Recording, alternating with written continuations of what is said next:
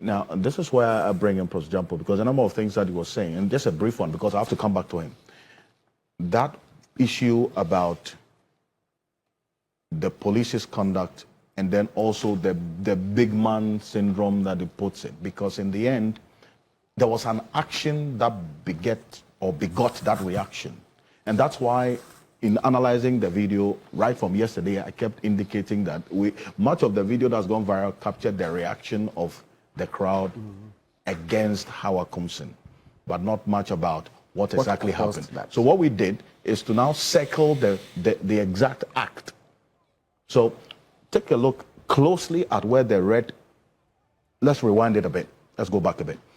Now, closely at the red circle. The red circles, the first one circles the act of the spray, and then the second one circles the man who flew in the sky. Look at that. Spray. Yeah. And then that jump that has gone viral and got some reaction. Who is he? The gentleman who jumped? Yeah. I don't know. You and I were not there. But take a look at that. Well, I have seen it, but let's look at this within a broader context. In a developing democracy, elections are a do or die affair, because he who wins election would have access to an ATM machine on his or her veranda. And so it's a bread and butter issue. The candidate herself, the supporters themselves, because a developing country has its features of poverty and underdevelopment. Elections are a do or die, affair. Elsewhere, even in major electoral contestations, people don't care. They will go about their normal work, and then elections will go on. But here, everybody is thinking about what you are likely to gain from the outcome of the election. So it's always a do or die battle. And there is always the possibility of such do or die battles degenerating into chaos and violence. Now, in fledgling democracies, if you want to forestall or if you want to minimize some of these occurrences, you do not allow them to go unpunished. You don't fund impunity by allowing them to go unpunished. Now, there's been several in the lead up to during the 2016 16 elections. Certain things happened. From between 2016 and 2020, there were some by-elections that were saddled with some violence. 2020. Violence took place, and even led to the death of people. To the death of And then in 2024 elections, you had some pockets of violence. Now, you would expect that the authorities would act proactively and decisively to ensure that there is no impunity. Okay, once you don't do this, then people in subsequent elections aggressively are placed on a defensive mood. And they want to strike. Don't forget that this is the first post-major election incident that is coming after, if you like, the Ayawaso West Wuogon, incident. And so people who went to the venue, most of them, this is the time that their party has also come to power. Most of them aggressively, they were on the defensive and they assigned themselves.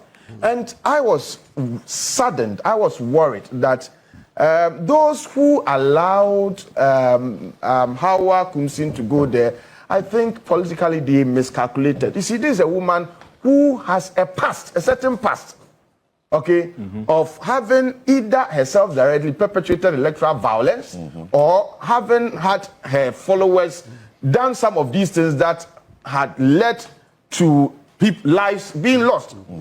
So she was not expected, in my view. She wasn't supposed to go there.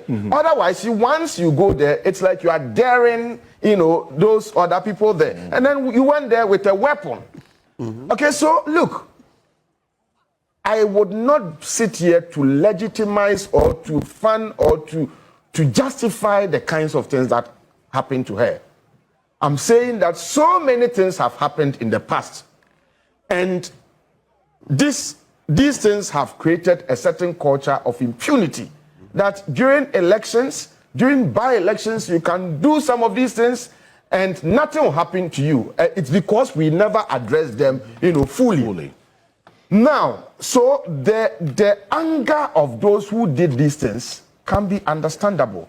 But my appeal to them is that in fledgling democracies, if you have wise people and discerning people also residing in those fledgling democracies, then what we want to say is that two wrongs can never make a right.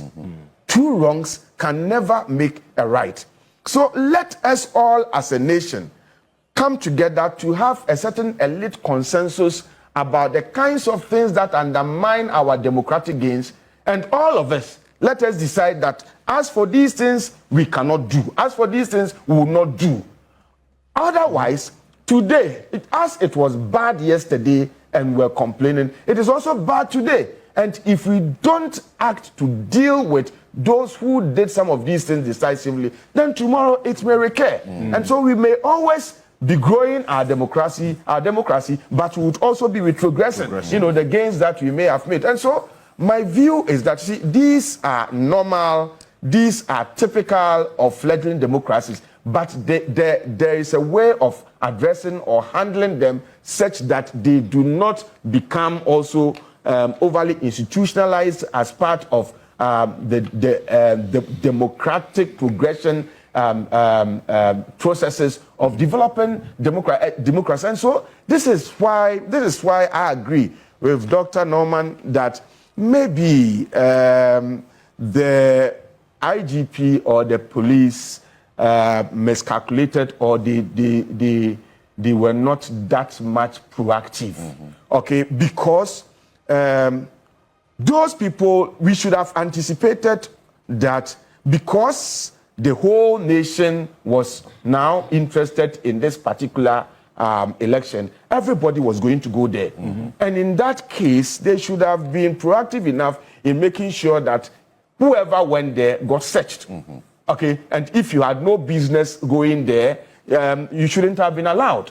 And I think that they took this for granted, and that's how come we have something like this happening. Yohunu is also a nice, proactive police officer. I think that he's learned his lesson. So, later, he went to some of the venues himself. Including this particular one. Yes, he went there himself. But then the harm had already happened. And so the point you make is that regardless of the action as so captured by what we're seeing on the screen by Hawa Koomson, that reaction we saw cannot be justified under any way, shape, or form. No, so I'm saying that yes, regardless of whatever she did. But you see, we cannot also downplay. Oftentimes, if you are seeking to resolve a problem, you must also look at the factors that brought about the problems. We tend to address symptoms of the problems without looking at the factors.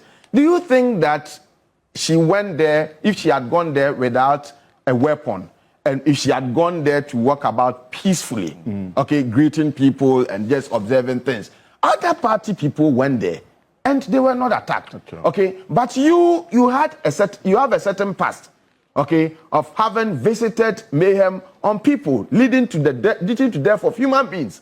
And then you go there and you will not walk calmly, and then you are seen to be doing things that look like you are daring them, then people who already also have issues with you would want to strike. And so that's what I'm saying, that we are not rationalizing or justifying whatever happened. But the point is that let us also caution our top political officials that when there is tension, okay, and you walk in there as a statesman or a stateswoman, your demeanor and attitude should not be the one that dares people to want to react, against you. But you should behave like a state. I believe that if she had conducted herself or comported herself in a manner typical of how her other peers or colleagues conducted themselves, I think this thing would not have happened. I mean, holding, saying that, look, I'm daring you, if you like, come and wielding and spraying the pepper It quickly reminded people about the fact that at one point in time you picked up guns and then you shot.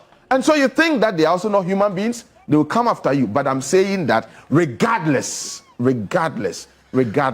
two wrongs cannot make a right. Dear NDC people and dear Ghanaians, it is important that we all appreciate some of these things. There are certain things, if we do, we relapse our democratic gains. I know people are very angry. People are angry that, to date, you heard Hannah Bisu saying that the woman led other people to go and beat her. Okay, everybody is angry.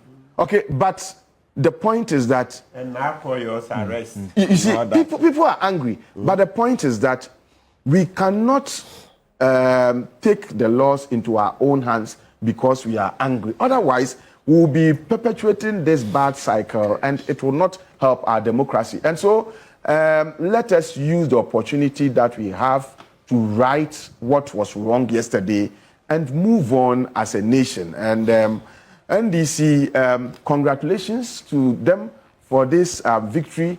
Now they have 2/3 majority to be able to, they have a full 2/3 majority now to be able to reset well. It's left with Akwetia on humanitarian grounds and in showing sympathy to the dead. I would advise that if I'm not wrong, if Dafia Makpo would agree with me, we appeal to General Mosquito and Co. that as for Akwetia, Mfanchom. Okay, so well, you have don't decimate. You see, I mean, don't decimate the opposition party so much to the point that you are now on social media. I think they have a term, neck pressing. You are pressing the neck of the opposition too much. Well, talk to Asiedu Nketia that if it will not hurt. in helping to mourn the dead. As for Akwetia, but if you want to contest it too, I mean, it will be the decision of the party. But I think that the party now has the numbers to be able to reset, and I want to urge them, especially in Parliament, to use the numbers to help, okay, do things well. Okay, I mean, I look at the kinds of things that President Mahama's achievement the past 6 months, and the political party wanted to contest him in an election like this.